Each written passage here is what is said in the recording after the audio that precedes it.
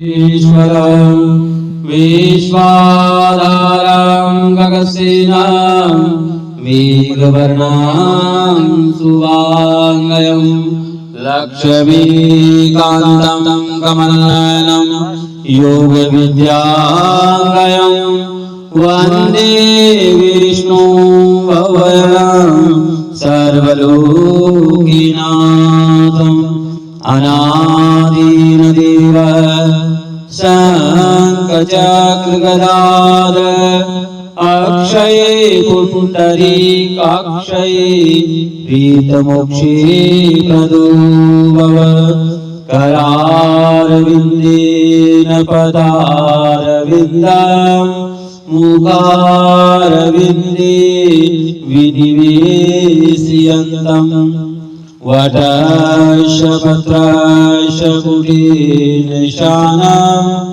बालं मुकुन्दं मनसा स्मरामि सच्चिदानन्दरूपाय विशुद्धपतिदेवी तापत्रयं विनाशाय श्रीकृष्णाय वयं नमः। नारायणं नमस्कृतं च नरातं देवी सरस्वती व्यासं तदा जयन्ती। भगवान नारायण को नमस्कार करके, नरों में परम नर को प्रणाम करके, भगवती सरस्वती की वंदना करके वेद व्यास जी भगवान कृष्ण प्राण होकर जय शब्द का उच्चारण करते हैं। महर्षि वेद व्यास जी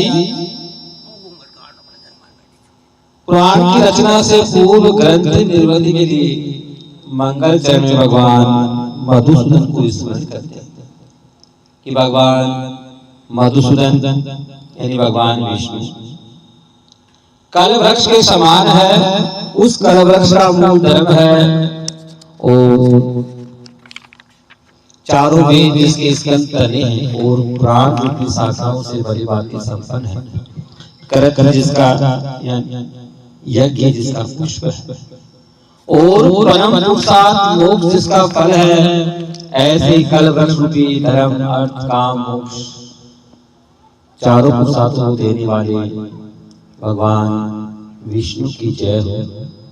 एक समय विष्णु भगवान और देवताओं को प्रसन्न करने के लिए नैमिषारण्य क्षेत्र में शोणका ऋषि ने स्वर्गलोक की प्राप्ति के लिए हजारों वर्ष में संपन्न होने वाले यज्ञ अनुष्ठान प्रारंभ किया और एक समय मुनियों ने प्राप्त काल हवन युक्त होकर दान के भगवान सूची महाराज से आदर पूर्वक पूछा। ऋषियों ने कहा कृतां भवता दीर्घमार्गं सुखं इता कृतायमार्गं तदा संसार दुखानि तद्कलीशिसादनम्।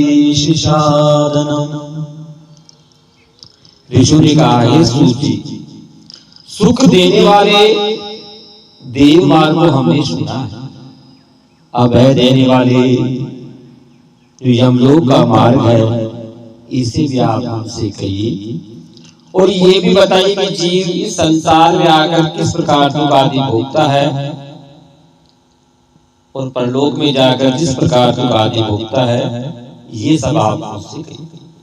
सूची कहते हैं स्वणाम वृक्षाय मार्गं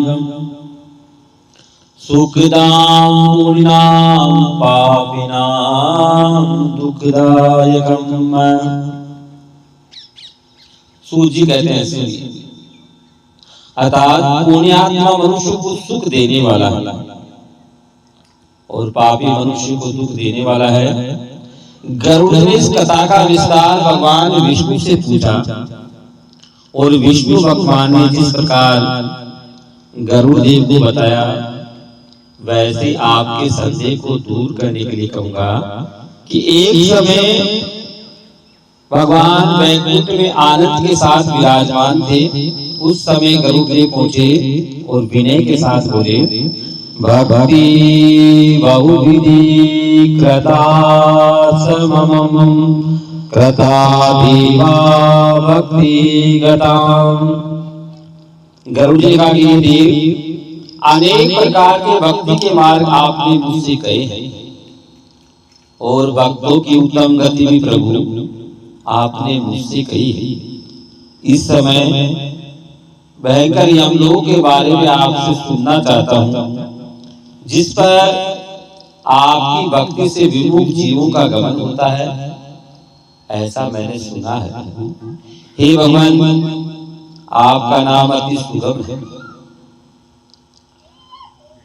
सबके मुख में जिह्वा है, फिर भी मनुष्य आपके नाम को नहीं लेता है।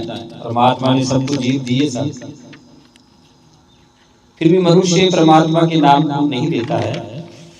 तो हे भगवान, ऐसे मनुष्य को बार बार धिक्कार है, इसी कारण उन्हें अधोगति प्राप्त होती है। तो हे भगवान, पापी जीव यमलोक में जाकर जिस प्रकार आदि दुख भोगता है, ये सब आप मुझसे कहिए। तो भगवान कहते हैं, वृक्षां कीन नरकागति स्थितां दयावर्जितां दुष्टास परागतिं। हे गुरु, जिसके सुनने से भय उत्पन्न होता है, ऐसे यमलोक के बारे में तुमसे कहता है, जिसका पूरा जीवन ही पाप कर्म में निकल गया। भगवान कहते हैं, इसका पूरा जीवन ही व्यर्थ में ही चला गया, पाप कर्म में जिसने व्यतीत कर दिया, वह इस लोक में भी दुख पाता है और परलोक में जाकर भी उसे दुख ही प्राप्त होता है। इस प्रकार से ये नरा ज्ञानास्थितां परं गतिं पापां दुखं यातनां। भगवान नारायण कहते हैं कि गुरु सुनो, जो मनुष्य ज्ञानशील है वो परम गति को प्राप्त होता है। अति दुर्लभ जीवन मिला ऐसा, ये बार बार प्राप्त नहीं होता है। हमें ये मनुष्य देह प्राप्त हुई है, तो भगवान कहते हैं कि अति दुर्लभ है। 84 लाख योनियों में सबसे श्रेष्ठ योनि है मनुष्य योनि। ये प्राप्त हुई है तो भगवान की विशेष कृपा है, मनुष्य देह प्राप्त हुई। इसको पाकर जिसने व्यर्थ नहीं खो दिया, वो अंत में नरकगामी बनता है। अर्थात मनुष्य देह विधि है, मुक्ति का साधन है। जीव मोक्ष की प्राप्ति केवल मनुष्य देह में ही प्राप्त कर सकता है। सबसे श्रेष्ठ योनि है, ज्ञान है, अच्छे बुरे का फर्क है। पशु पक्षी योनियां भोग योनियां है, उसे भोगने के लिए आना ही पड़ेगा। मगर मनुष्य देह मिल गई, समझिए कि भगवान की विशेष कृपा हो गई। हमारे हाथ में अमृत आ गया, देवताओं ने जैसे अमृत पिया अमर हो गए, वैसे मनुष्य जीवन प्राप्त हुआ। इसका हमने सदुपयोग कर लिया तो इस आवागमन के चक्र से मुक्त हो जाएंगे। ये संसार दुख का मूल कारण है। जीव जितनी बार भी संसार में आएगा दुख ही प्राप्त होगा। ये आवागमन का चक्र, ये भवसागर का चक्र, कब इससे पार उतर सकते हैं साहब? जब हमें मनुष्य देह मिली है, ये मनुष्य शरीर मिला है, भगवान ने जीव दी है, इसको पाकर हमने परमात्मा का स्मरण किया है तो इस भवसागर से पार उतर जाएंगे। और इस शरीर को पाकर केवल व्यर्थ में इस जीवन को जिया तो इस आवागमन के चक्र में पड़ी ही नहीं। तो भगवान कहते हैं कि पापी मनुष्य को इस लोक में भी दुख प्राप्त होता है और परलोक में जाकर भी दुख ही प्राप्त होता है। तो भगवान कहते हैं ज्ञानशील व्यक्ति है वो परम गति को प्राप्त हो जाता है। पापी मनुष्य इस लोक में भी दुख प्राप्त करते हैं और परलोक में भी जाकर दुखी प्राप्त होते हैं। सुकृतां दुष्कृतां कृतिं कर्मयोग्यां प्रजस्थितां। हे गुरु सुनो, जो भी अच्छे बुरे कर्म जीव ने पिछले जीवन में किए हैं उसी अनुसार बाल अवस्था, यौवन अवस्था, वृद्ध अवस्था के सुख दुख की प्राप्ति। परमात्मा साथ ना तो किसी को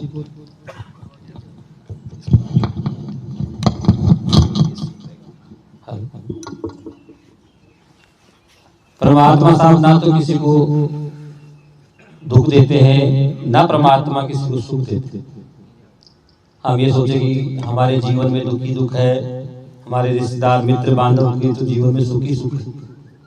परमात्मा ने हमें दुख दिया, इनको सुख दिया, तो ये हमारी मूर्खता है सर। परमात्मा ना तो किसी को सुख देते हैं ना दुख देते। भगवान तो ये कहते कि जो तेरे पूर्व जन्म के कर्म है उसी अनुसार बाल अवस्था, यौन अवस्था और वृद्ध अवस्था के सुख दुख की प्राप्ति होगी। जैसे हमारे लिए दोनों आंख बराबर है और हमारे लिए हमारे सभी संतान पुत्र आदि पुत्रियां हैं, सब हमारे लिए एक समान है, तो हम भी परमात्मा की अंश है। सब परमात्मा की संतान है और उन्हीं का अंश ये जीवात्मा हमारे शरीर में व्याप्त है। तो परमात्मा भेदभाव नहीं करती, किसी को सुख दे दिया, किसी को दुख दिया। भगवान तो ये कहते कि तुझे अति दुर्लभ मनुष्य जीवन दिया है सर, अमूल्य है। सारे संसार की धन संपदा एक तरफ तराजू में रख दी जाए और एक तरफ मनुष्य शरीर को रखा जाए। जो मनुष्य शरीर है इसी का पलड़ा भारी रहेगा साहब, यही नीचे होगा। तो अति दुर्लभ मनुष्य जीवन परमात्मा ने दिया है, तो ये भगवान की विशेष कृपा है। इसको पाकर भी हमने व्यर्थ में ही खो दिया, तो ये समझ लीजिए कि संसार में हमसे बढ़कर पापी मनुष्य और कोई है ही नहीं, कहीं ढूंढने की आवश्यकता ही नहीं। सब मनुष्य शरीर मिला, ये व्यर्थ में चला गया, तो ये समझ लीजिए कि हम ही संसार में सबसे बड़े पापी थे। शरीर दिया, बुद्धि दी, परिवार दिया, मित्र बांधव संबंधी दी, ये श्वास आदि है, जारी है, ये उस परमात्मा की कृपा है सब। तो भगवान कहते हैं कि इस बात को जो जानता है, जो ज्ञानशील है, वही परम गति को प्राप्त होता। बाकी पापी मनुष्य को इस लोक में भी दुख है और परलोक में भी दुख ही पाएगा। और जो भी अच्छे बुरे कर्म किए हैं उसका फल जीव को स्वयं को ही भोगना पड़ता है, दूसरा भोगने के लिए और कोई नहीं आता है। तो जो भी हमारे अच्छे बुरे कर्म हैं इनका फल हमें ही भोगना। बिना भोगे कर्मों का नाश नहीं होता। महाभारत का युद्ध समाप्त हो गया, भगवान श्री कृष्ण द्वारिका जाने लगे, तो कुंती के पास में आए। कुंती को पता था कि भगवान श्री कृष्ण परमात्मा है।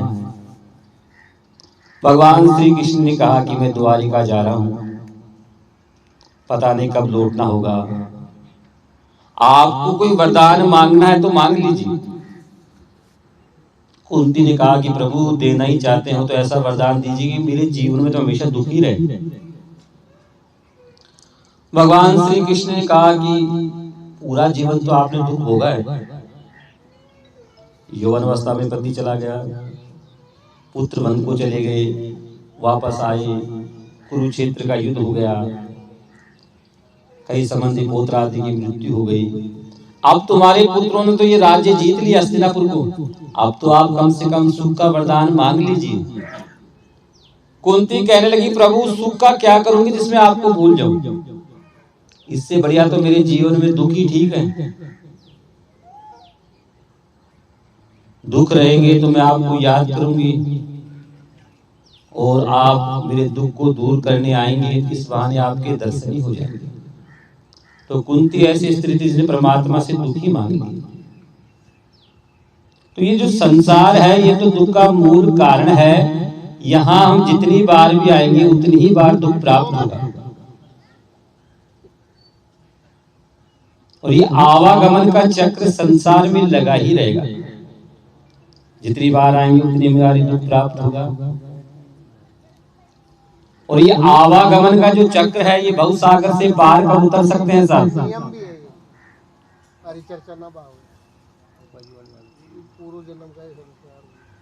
भवसागर से पार कब उतरेंगे साहब? जब हमें मनुष्य देह प्राप्त हुई है।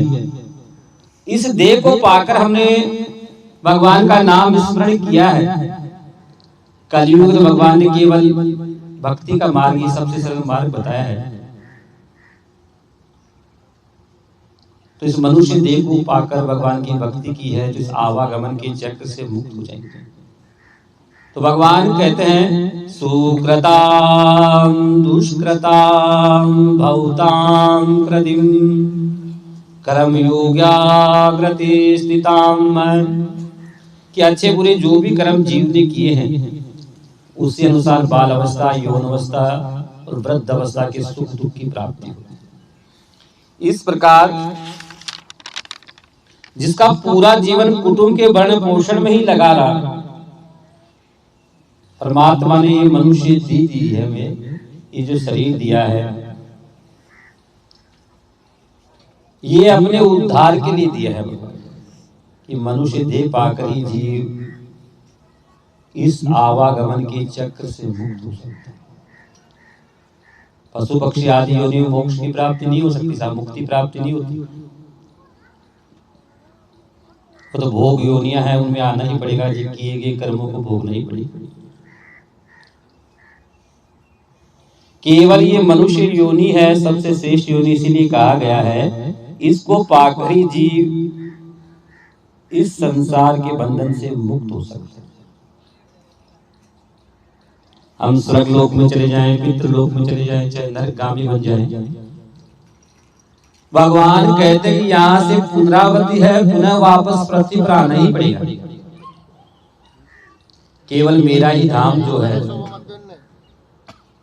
अर्थात वैकुंठ, हम जिसे कहते हैं वैकुंठ, भगवान नारायण वैकुंठवासी, भगवान विष्णु, उनके लोक में जाने के बाद में पुनरावृत्ति नहीं है सब। जीव आवागमन के चक्र से मुक्त हो जाते। गीता में भगवान श्री कृष्ण ने भी कहा है कि हे अर्जुन, हजारों में से कोई एक व्यक्ति मुझे प्राप्ति का प्रयत्न करता है, उसमें कुछ पुण्यात्मा मनुष्य मुझे प्राप्त हो जाता है। बाकी धर्मात्मा मनुष्य मृत्यु के बाद में स्वर्गगामी बनते हैं, देवलोक गमन होता है और अपने पुण्य के प्रभाव से देवलोक में निवास करते हैं, वापस पृथ्वी पर आकर मनुष्य योनि को ही प्राप्त हो जाता है। और इस अति दुर्लभ जीवन को पाकर जिसने निष्फली खोया, वो इसी प्रकार से आवागमन के चक्र में पड़ा ही रहता है, 84 लाख योनियां भ्रमण करता ही रहता है। अर्थात ये पंच महाभूतों की देह है, हमें मिली है, भगवान की विशेष कृपा है साहब हम पे। ये अवस्थाएं हैं शरीर की, बाल अवस्था, यौन अवस्था, वृद्ध अवस्था, या हम ये कहते कि हम 10 साल के हो गए, 20 साल के हो गए, 50 साल के हो गए, 60 साल के हो गए। तो ये जो हमारा पंच महाभूतों की जो देह है, पृथ्वी, जल, अग्नि, वायु, आकाश, इनसे बनी हुई पंच महाभूतों की देह है। इसी का बचपन है, इसी की जवानी है, इसी की वृद्धावस्था है और इसी को मृत्यु आनी है साहब। हमारा शरीर 5 साल का होगा, हमारा शरीर 50 साल का होगा, और हमारे शरीर को ये जो पंच महाभूतों का शरीर है इसी को मृत्यु आनी है साहब। जो जीवात्मा अंदर व्याप्त है, परमात्मा का जो अंश है, उसका कोई बचपन नहीं है, ना कोई जवानी है, ना कोई बुढ़ापा है। जीवात्मा कभी 5 साल की, 10 साल की, 20 साल की, 50 साल की नहीं होती सब। ये तो हमारा शरीर ही जर्जर होता है, रोग युक्त होता है। इसी का बचपन, इसी की जवानी, इसी का बुढ़ापा और इसी की मृत्यु है। जीवात्मा अजर है, अमर है। ये शरीर के मरने पर कभी नहीं मरती है सब। हमें बड़ा दुख होता है कि अज्ञानता के कारण दुख होता है। मोह है हमारा, स्नेह था, उससे लगाव था, इसलिए हमें दुख होता है। ज्ञानी व्यक्ति कभी शोक नहीं करते। भगवान श्री कृष्ण गीता में कहते हैं कि ज्ञानी जन है कभी शोक नहीं करते, क्योंकि जीवात्मा तो अजर है, अमर है, ये कभी मरती ही नहीं। मृत्यु तो केवल इस शरीर की कही गई। ये पृथ्वी है, इसे हम मृत्यु लोग कहते हैं सब। क्यों कहते हैं कि यहाँ भी जो भी जीव जंतु, पशु पक्षी, भूचर नवचर, कोई भी हो देहधारी जीव, उसको एक दिन नष्ट होना ही होना। सप्ताह में 7 दिन है साहब। आज शनिवार हो गया, रविवार से प्रारंभ है। रविवार, सोमवार, मंगलवार, बुधवार, गुरुवार, शुक्रवार, शनिवार। इन्हीं 7 दिनों में जीव संसार में आया है और इन्हीं 7 दिनों में जीव को संसार त्याग किया। फर्क इतना ही है साहब, कोई 10 साल पहले, कोई 10 साल बाद, कोई 20 साल बाद, कोई 30 साल बाद, उसको ये पृथ्वी लोग त्याग नहीं था। अर्थात जो आया है उसे एक दिन जाना है, जो गया है एक दिन वापस लौट कर। ये आवागमन का चक्र संसार में इसी प्रकार लगा रहता है। जीव आते हैं, अपना समय व्यतीत करके चले जाते हैं। हम कहते हैं हमारा पुत्र, हमारा बांधव, हमारा संबंधी, हमारा मित्र अगर हमारा ही हो तो हमें छोड़कर क्यों जाए। मगर ये जीवात्मा उस परमात्मा का अंश है साहब। आने से पहले संसार में, उससे पहले ही जाने का समय निश्चित हो जाता है सब। हम कितना ही प्रयत्न कर ले, कितनी कोशिश कर ले, जीव संसार में आता है उससे पहले ही जाने का समय निश्चित रहता है। अभी बताया सप्ताह में ये 7 दिन है। इन्हीं 7 दिनों में जीव को इस संसार त्यागना ही पड़ेगा। फर्क इतना ही रहेगा कि 10 साल, 20 साल, 30 साल, 40 साल। इस मनुष्य देह की जितनी आयु है उतने साल तक ये जीवात्मा शरीर में निवास करती है सब। इतने साल इस शरीर में जीवात्मा निवास करती है तो भी इस जीवात्मा को इस शरीर से कोई स्नेह प्रेम नहीं होता है। हमारे घर में कोई पशु पक्षी भी 2-4 दिन रुक जाता है, बाहर आके बैठ जाए, तो पशु पक्षी से भी हमारा मोह हो जाता है। किंतु इतने साल तक ये जीवात्मा हमारे शरीर में निवास करती है तो भी जीवात्मा को शरीर से कोई स्नेह प्रेम नहीं होता। जैसे ही ये शरीर पुराना होगा, जर्जर होगा, रोग युक्त होगा, तुरंत ये शरीर को त्याग देगी जीवात्मा। फिर परमात्मा नया शरीर देंगे, फिर बचपन, फिर जवानी, फिर वृद्धावस्था। तो ये आवागमन का चक्र संसार में इसी प्रकार से लगा रहेगा। कब तक रहेगा साहब ये आवागमन? जब तक मनुष्य देह प्राप्त नहीं होगी, इसको पाकर जिसने भगवान का स्मरण नहीं किया। मुक्ति का साधन शरीर है, मनुष्य देह, इसको पाकर जिसने परमात्मा का स्मरण नहीं किया, जब तक इस आवागमन के चक्र में पड़ा ही रहेगा। आएगा चला जाएगा, आएगा चला जाएगा, ये 84 लाख यूनिया भोगता रहेगा।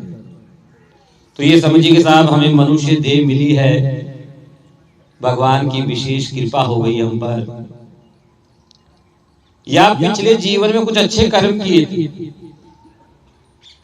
जब जाकर हमें मनुष्य देह प्राप्त। ये अमृत के समान है, इसका हमने सदुपयोग कर लिया और निष्काम भाव से भगवान की भक्ति कर ली, तो इस आवागमन के चक्र से, इस भवसागर से पार उतर जाएंगे। पुराण में एक नदी का व्याख्यान आता है कि मार्ग में एक नदी आती है, वैतरणी नदी। उसमें पैर उधर भरा हुआ है, किनारों पर ड्यू का ढेर लगा हुआ है। ज्ञानी जन कहते हैं कि वैतरणी का तात्पर्य क्या है? ये शरीर रूपी ही वैतरणी है साहब। जितनी बार इस शरीर धारण करके हम आएंगे, उतनी ही बार दुख प्राप्त होगा। तो ये शरीर रूपी वैतरणी कब पार उतर सकते हैं? जब मनुष्य शरीर मिला और इसको पाकर भगवान का स्मरण किया, तो इस भवसागर से पार उतर सकते हैं। और इस शरीर को पाकर केवल कुटुंब के भरण पोषण में ही लगे रहे। शरीर तो प्राप्त हो गया, इसको पाकर केवल कुटुंब के भरण पोषण पे ही लगे रहे, केवल अपना ही बारे में सोचते रहे। तो जब संसार से जाएंगे तो पल्ले क्या बंधा हुआ जाएगा? केवल पाप। परमात्मा जरूर पूछेगा, अति दुर्लभ जीवन दिया, क्या किया? बताने को कुछ रहेगा ही नहीं। प्रभु आपने तो दिया था, कृपा की थी, मगर मैंने तो इसको व्यर्थ में खो दिया। तो फिर क्या प्राप्त होगा? नरकों की यातना। भगवान कहते हैं मुख्यतः 21 नरक बताए गए हैं, इनमें पापी मनुष्य को डाला जाता है। एक यातना पूर्ण हो जाने के बाद में दूसरी यातना आदि भोगता है, एक दुख से छूटता है, दूसरा दुख भोगता है। नरकों की यातना पूर्ण हो जाने के बाद में 84 लाख योनियों में भ्रमण करता है, और फिर 84 लाख योनियां पूरी होने के बाद में मनुष्य योनि प्राप्त होती है। ये तो मनुष्य के स्वयं के हाथ में है। इसको पाकर इसको किस प्रकार अपना जीवन का उद्धार करना है। ये मिला, भगवान की भक्ति की, भगवान की कृपा हो गई, तो इस आवागमन के चक्र से मुक्त हो जाएंगे साहब। और कुछ कमी रह गई भगवान की भक्ति में, तो देवलोक गमन तो हो ही जाएगा कम से कम। और हमारे पुण्य के प्रभाव से हम देवताओं के लोग यानी स्वर्ग लोक में निवास करेंगे जब तक हमारा पुण्य रहेगा। और जैसे पुण्य हमारा समाप्त होगा, वापस पृथ्वी पर आकर मनुष्य योनि में ही जन्म होगा, उस कुल में हमारा जन्म होगा। और इस जीवन को पाकर हमने केवल कुटुंब के भरण पोषण में ही खो दिया। केवल अपनी चिंता, अपने परिवार की चिंता रखी हमने, केवल इसी में जीवन को व्यतीत कर दिया।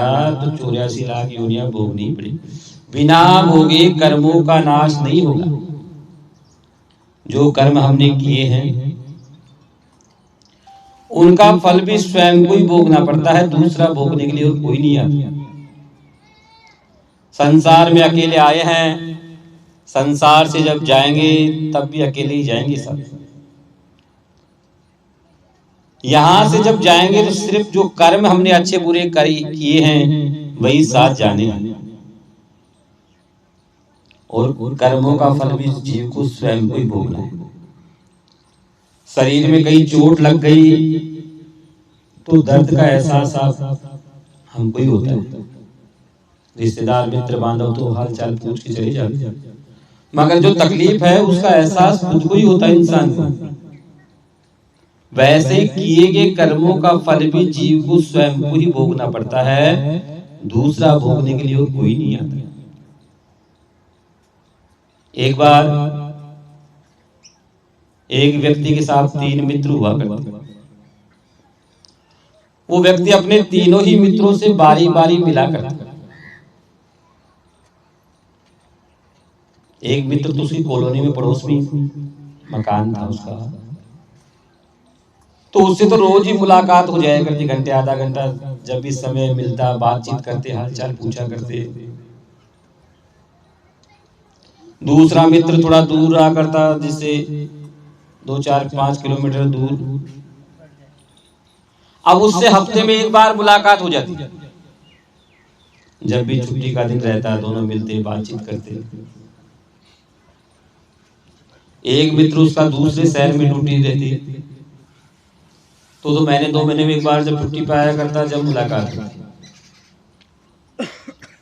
समय व्यतीत होने लगा। एक बार कोर्ट से साहब समन आ गया, नोटिस आ गया कि आपको अमुक तारीख को कोर्ट में आना, एक जमानती साथ जरूर लेके आएगा अपनी जमानत कराने के लिए।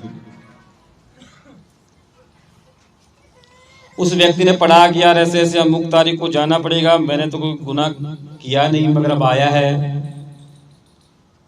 तो जाना ही पड़ेगा, और एक जमानती भी साथ लेकर जाना पड़ेगा। विचार किया, सोचा कि किसको ले जाऊं। तो उसने विचार किया, मेरा पड़ोसी, मेरा मित्र है, ये पास में है, 30-35 साल से मुझे जानता है, इसी को मेरा मित्र है, इसी को मैं ले जाता हूं अपनी गवाही के लिए। अपने मित्र के पास में गया और कहने लगा, मित्र ऐसे ऐसे अमुक तारीख को मुझे कोर्ट में जाना है, एक जमानती साथ चाहिए, तू मुझे कई सालों से जानता है, अमुक तारीख को मेरे साथ चलना है, मेरी गवाही देना। पड़ोस वाला मित्र कहता है कि मित्र जानता तो मैं तुझे कई सालों से हूं, रोज अपन मिलते भी है, घंटा आधा घंटा बैठते भी हैं, मगर ये बता 12 घंटे दिन में है, 12 घंटे रात में, 24 घंटे हो गए, तू मुझसे मिलता कितनी देर है? घंटे आधा घंटे के लिए, बाकी नहीं तो अपने घर में कारोबार में व्यस्त रहता है। तो मुझे क्या मालूम तूने कौन सा गुनाह कहां कैसे किया है। बिना किसी कारण तो ये नोटिस आ नहीं सकता तेरा, तो मैं तेरी झूठी गवाही कैसे दे दूं? तो पहले मित्र ने साहब उसको मना कर दिया, जिससे कई सालों से जानता। अपने दूसरे मित्र के पास में जाता है साहब, जिससे हफ्ते में एक बार मुलाकात हुआ करती थी। उसे जाकर कहा, रे मित्र ऐसे ऐसे अमुक तारीख को कोर्ट में जाना है, एक जमानती साथ चाहिए, तू मेरा मित्र है, कई सालों से मुझे जानता है, अमुक तारीख को तू मेरी साथ चलना है, मेरी गवाही दे। दूसरा मित्र कहता है कि मित्र जानता तो मैं तुझे कई सालों से, मगर तू मिलने हफ्ते में एक बार ही आता है मुझसे, बाकी समय तो अपने कारोबार व्यापार घर आदि में व्यस्त रहता है तू। जब तेरे पड़ोस में रहने वाला तेरा मित्र है, जिससे तू रोज मिलता है, वो तेरी गवाही देने को तैयार नहीं, तो मैं तेरी गवाही कैसे दे दूं? मुझसे तो मिलने तो हफ्ते में एक बार ही आता है।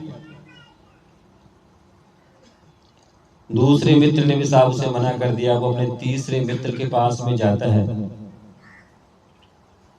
जिससे कभी कभी मुलाकात हुआ करती। साहब महीने 2 महीने में वो एक बार आता है और सब मिलते। उसे जाकर कहा, रे मित्र ऐसे ऐसे अमुक तारीख को जाना है, एक जमानती साथ चाहिए। मेरे दोनों ही मित्रों ने मुझे मना कर दिया, मगर मुझे विश्वास है कि तू तीसरा मित्र है, तू मेरी गवाही देने को तैयार हो जाएगा। तीसरा मित्र कहता है, मित्र तू मिलने तो रोज नहीं आता मुझसे, मगर मुझे तुझ पे विश्वास है कि तूने कोई गुनाह नहीं किया होगा। हम मिलते तो 2-4 महीने में एक बार है, मगर तेरे चरित्र पे मुझे विश्वास है कि तूने कोई गुनाह नहीं किया होगा, तो मैं तेरी गवाही देने को तैयार हूं, मैं तेरी गवाही दे दूंगा। तो वो व्यक्ति की गवाही देने के लिए वो तीसरा मित्र तैयार हो गया सब, जिससे कभी कभी मुलाकात हुआ करती। तो अदालत किसकी है साहब? परमात्मा की। उसके घर से सबका ही समन नोटिस आता है साहब। ये मान लीजिए सप्ताह में ये 7 दिन है, इन्हीं 7 दिनों में हम आए, इन्हीं 7 दिनों में परमात्मा के घर से बुलावा आता है। 8वां दिन भगवान ने बना ही नहीं रखा। और हम सबके भी 3 ही मित्र हैं साहब। जैसे उसके 3 मित्र थे, एक से रोज मिलना, एक से हफ्ते में, एक से महीने 2 महीने में, वैसे ही हमारे भी 3 ही मित्र हैं। पहला मित्र तो हमारा ये शरीर है साहब, जिसको हम अपना समझते हैं। पूरा जीवन भर यही समझते हैं कि ये शरीर तो मेरा ही है सब। सबसे पहले तो यही मना कर देता है सब, ये परमात्मा के धाम नहीं जाता है सब, भगवान के धाम। ये पंच महाभूतों की देह है, पंच महाभूतों में ही विलीन हो जाती है सब। जिसको जीवन भर अपना समझा, सबसे पहले यही साथ छोड़ता है। जैसे उसका पड़ोसी था, जिसे रोज मिलता था, उसने मना करा सबसे पहले। तो पहला मित्र हमारा ये शरीर, जिससे रोज मुलाकात है हमारी, सबसे पहले यही मना करेगा। दूसरा मित्र हमारे मित्र बांधव संबंधी, शरीर से रोज मुलाकात है, मित्र बांधव से भी 2-4 दिन में मुलाकात हो जाती है सब। इनको भी हम अपना ही समझते हैं। ये भी केवल जाएंगे तो शमशान तक ही जाएंगे, इसके आगे इनकी भी यात्रा समाप्त है, आगे नहीं जाएंगे। तीसरा मित्र हमारी ये जीवात्मा जो अंदर व्याप्त है, इससे रोज नहीं मिलते सब। शरीर से रोज मिलना, मित्र बांधव से भी 2-4 दिन में मुलाकात हो जाती है, मगर जीवात्मा जो अंदर व्याप्त है, परमात्मा का अंश, इसका ख्याल तो कभी कभी आता है कि हमारे अंदर भी जीवात्मा व्याप्त है, परमात्मा का अंश है। ये जो पंच महाभूतों की देह मिली है, इसके उद्धार के लिए मिली है, आवागमन के चक्र से मुक्त होने के लिए, इसका ख्याल कभी कभी आता है सब। मगर यही जीवात्मा हमारे किए गए कर्मों की गवाही परमात्मा के धाम देती है सब। यही हमारा सच्चा मित्र है, सच्चा बांधव है। तो ये आवागमन का चक्र संसार में लगा ही रहता है। जीव आते हैं, चले जाते हैं, ये जीवन यात्रा इसी प्रकार चलती है।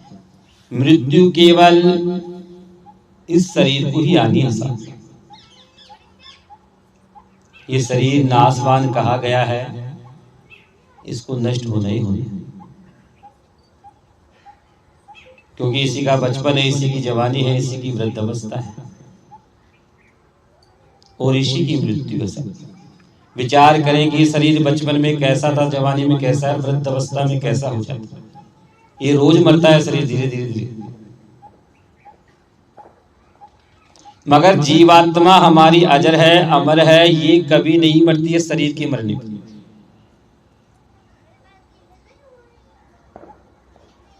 जीवात्मा उस परमात्मा का अंश है, उस अविनाशी का अंश है, जो अखंड ब्रह्मांड का स्वामी है, उसका अंश ये जीवात्मा है। तो परमात्मा का ना कोई बचपन, ना कोई जवानी, ना कोई वृद्धावस्था। जैसे परमात्मा अजर है, अमर है, वैसे ही हमारी ये जीवात्मा भी अजर है, अमर है, ये कभी नहीं मरती। ये शरीर पुराना होगा, जर्जर होगा, रोग युक्त होगा। जीवात्मा इस शरीर को त्याग देगी, फिर नया शरीर प्राप्त होगा, फिर बचपन, फिर वही जवानी, फिर वृद्धावस्था, फिर कर्म चलता ही रहता है। जैसे वस्त्र पुराने होने पर कपड़ों को त्याग कर हम नए वस्त्र धारण करते हैं, वैसे ही शरीर पुराना हो जाने पर ये जीवात्मा इस शरीर को त्याग देती है। इस जीवात्मा को शरीर से कोई प्रेम इसलिए नहीं है साहब कि ये रोग युक्त हो गया, जर्जर हो गया, वृद्धावस्था है, व्याधि है, तो भी इसी में रहेगी। जैसे ही पुराना होगा, जीवात्मा इस पुराने शरीर को त्याग देगी, नया शरीर प्राप्त होगा, फिर बचपन, फिर वही जवानी, तो ये क्रम चलता ही है। तो जीवात्मा हमारी अजर है, अमर है, ये शरीर के मरने पे कभी नहीं मरती। तो भगवान श्री कृष्ण गीता में कहते कि ज्ञानी व्यक्ति कभी शोक नहीं करते। अनादि संसार में कोई अमर नहीं है, सबको एक दिन जाना ही जाना है। ये देह सबको ही त्याग नहीं है, और ये जीवात्मा उस परमात्मा का अंश है, वहीं से आई वहीं को जानी है। इस बात को जानकर व्यक्ति को शोक नहीं करना चाहिए, दुख नहीं करना चाहिए, क्योंकि मृत्यु केवल शरीर की है, आत्मा की थोड़ी है जो शोक करेंगे। प्रेम स्नेह रखो तो आत्मा से होना चाहिए, शरीर तो नाशवान कहे गए। हमसे पहले भी राजा महाराजा साधु संत ऋषि आए चले गए, हमारे बाद में भी आएंगे, वो भी चले जाएंगे। जीवन यात्रा है, इसी प्रकार चलती है। तो भगवान कहते इस प्रकार से आवागमन का चक्र संसार में लगा ही रहता है। जीव आते हैं चले जाते हैं, हमारा पुत्र हमारा बांधव हमारा संबंधी हो, हमारा ही हो तो साहब हमें छोड़कर क्यों जाए। हमारे लिए 10-20 साल 25 साल 40 साल हमारे लिए रुकना चाहिए, मगर ये जीवात्मा उस परमात्मा का अंश है, उस अविनाशी का। उसने जितने समय के लिए मृत्यु लोक में भेजा इस जीवात्मा को, उतने ही समय तक निवास करती सब, ना 1 मिनट ज्यादा ना 1 मिनट कम। जहां जैसे लिखा है वैसे ही आनी है। तो भगवान कहते कि इस प्रकार से पुण्यात्मा मनुष्य लोक को त्याग कर, मृत्यु लोक को त्याग कर परम पद को प्राप्त होते हैं। पापी मनुष्य इसी प्रकार इस आवागमन के चक्कर में पड़े ही रहते हैं। आइए साहब, उस परम पिता परमेश्वर जिसने अखंड ब्रह्मांड को बनाया है, उसका कुछ देर स्मरण करें, जिसकी कृपा से श्वास आती है जाती है। थोड़ी देर परमात्मा में मन को स्थिर करके परमात्मा के चरणों में लगाएं। नमस्कार प्रभु बारंबार, नमस्कार प्रभु बारंबार, नमस्कार प्रभु बारंबार। असंख्य कोटि ब्रह्मांड के स्वामी, असंख्य कोटि ब्रह्मांड के स्वामी। जड़ चेतन सब रूप तुम्हारा, जड़ चेतन सब रूप तुम्हारा। नमस्कार प्रभु बारंबार, नमस्कार प्रभु बारंबार। तुम हो सब में सब तेरे में, तुम हो सब में सब तेरे में। धन्य सगुण प्रभु रूप तुम्हारा, धन्य सगुण प्रभु रूप तुम्हारा। नमस्कार प्रभु बारंबार, नमस्कार प्रभु बारंबार। ना तुम किस में ना तेरे में, ना तुम किस में ना तेरे में। धन्य है निर्गुण रूप तुम्हारा, धन्य है निर्गुण रूप तुम्हारा। बाहर भीतर ऊपर नीचे, बाहर भीतर ऊपर नीचे। जहाँ देखूं तहाँ रूप तुम्हारा, जहाँ देखूं तहाँ रूप तुम्हारा। नमस्कार प्रभु बारंबार, नमस्कार प्रभु बारंबार। राम कृष्ण ओंकार हरि हरि, राम कृष्ण ओंकार हरि हर, वेदों में तेरा नाम अपारा, वेदों में तेरा नाम अपारा।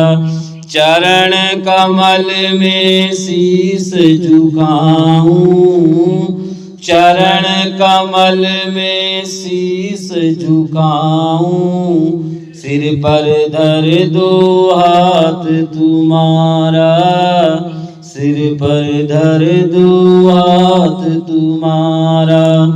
नमस्कार प्रभु बारंबार, नमस्कार प्रभु बारंबार। असंख्य कोटि ब्रह्मांड के स्वामी, असंख्य कोटि ब्रह्मांड के स्वामी, जड़ चेतन सब रूप तुम्हारा, जड़ चेतन सब रूप तुम्हारा। नमस्कार प्रभु बारंबार, नमस्कार प्रभु बारंबार। साहब, आप सभी लोग यहाँ शोक सभा में आए हैं। शोक सभा समाप्त होगी, उसके बाद में सभी श्रद्धांजलि करेंगे। तो सच्ची श्रद्धांजलि, सब आप लोग आए हैं तो सच्ची श्रद्धांजलि उस पुण्य आत्मा जीवात्मा के निमित्त ये होगी कि कुछ देर आप लोग अपने मुख से परमात्मा का नाम स्मरण करेंगे। यही उस जीवात्मा की निमित्त सच्ची श्रद्धांजलि होगी। तो आइए साहब, कुछ देर मेरे साथ आपकी परमात्मा का नाम स्मरण करेंगे।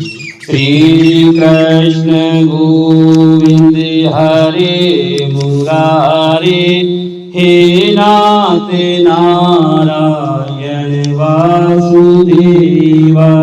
बोले साहब, श्री कृष्ण गोविंद हरे मुरारे, हे नाथ नारायण वासुदेवा। हे नाथ नारायण वासुदेवा, हे नाथ नारायण वासुदेवा, हे नाथ नारायण वासुदेवा, हे नाथ नारायण वासुदेवा। श्री कृष्ण गोविंद हरे मुरारे, हे नाथ नारायण वासुदेवा।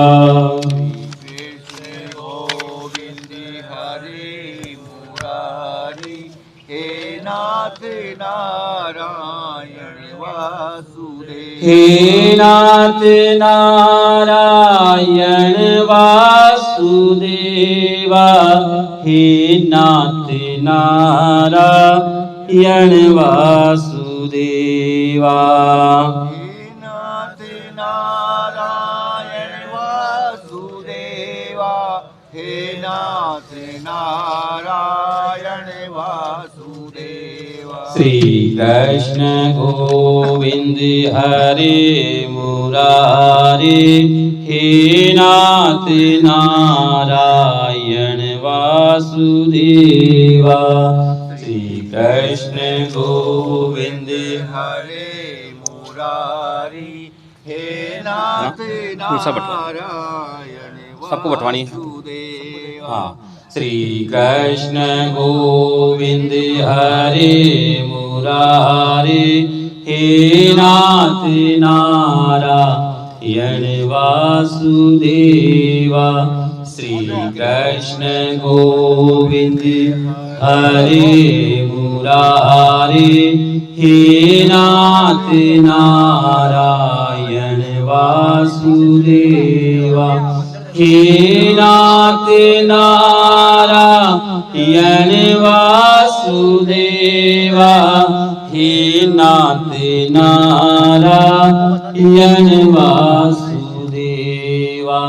श्री श्री कृष्ण गोविंद हरे मुरारी, हे नाथ नारायण वासुदेवा, हे नाथ नारायण वासुदेवा, हे नाथ नारायण वासुदेवा। श्री कृष्ण गोविंद हरे मुरारी, हे नाथ नारायण वासुदेवा, हे नाथ नारायण वासुदेवा, हे नाथ नारायण वासुदेवा। श्री कृष्ण गोविंद हरे मुरारी, हे नाथ नारायण वासुदेवा। श्री कृष्ण गोविंद हरे मुरारी, हे नाथ नारायण वासुदेवा, हे नाथ नारायण वासुदेवा, हे नाथ नारायण वासुदेवा। श्री कृष्ण गोविंद हरे मुरारी, हे नाथ नारायण वासुदेवा। श्री कृष्ण गोविंद हरे मुरारी, हे नाथ नारायण वासुदेवा, हे नाथ नारायण वासुदेवा, हे नाथ नारायण वासुदेवा। ये शोक संदेश है रणवीर सिंह राजावत, पार्षद वार्ड नंबर 13, जयपुर नगर से। प्रिय श्री देवेंद्र सिंह जी चौहान के निधन का समाचार जानकर अत्यंत दुख हुआ। दुख की इस घड़ी में हम सब आपके साथ है। परम पिता परमेश्वर से प्रार्थना करते हैं कि दिव्य आत्मा को शांति मिले और शोकाकुल परिवार को जनों को इस असीम दुख को सहन करने का धैर्य प्रदान करे। रणवीर सिंह राजावत। ये शोक संदेश है हरि सिंह जी चौधरी, सचिव क्वींस एकेडमी समिति प्रतापनगर की तरफ से। श्रीमान ठाकुर साधु चौहान जी, आपके पुत्र देवेंद्र सिंह चौहान का आकाशवाणी निधन 23/1/2025 को हो गया, जिसकी सूचना मिलते ही क्वींस एकेडमी परिवार में गहरा दुख हुआ है। क्वींस एकेडमी समिति प्रतापनगर परिवार इस दुख के समय में आपके साथ। श्री देवेंद्र सिंह जी चौहान का मिलनसार दयावान स्वभाव के व्यक्ति थे। इनके चले जाने से परिवार एवं समाज में बड़ी क्षति हुई है। ईश्वर से प्रार्थना करते हैं कि प्रभु दिव्य आत्मा को अपने चरणों में स्थान प्रदान करे। शोकाकुल सभी सदस्यों को ऐसे दुख को सहन करने की शक्ति प्रदान करे। हरि सिंह चौधरी, सचिव क्वींस एकेडमी की तरफ से आया है। ये शोक संदेश अर्चना शर्मा, पार्षद वार्ड 43 की तरफ से आया है। आइए साहब, आप हम सभी 2 मिनट का मौन रखें, परम पिता परमेश्वर से प्रार्थना करें कि प्रभु दिव्य आत्मा को अपने श्री चरणों में जगह प्रदान करें। 2 मिनट का मौन रखेंगे। उसके बाद में पहले परिवार वाले जो हैं श्रद्धांजलि करेंगे, उसके बाद में मित्र बांधव आए हैं वो श्रद्धांजलि करेंगे। तो आइए साहब 2 मिनट का मौन रखा जाए।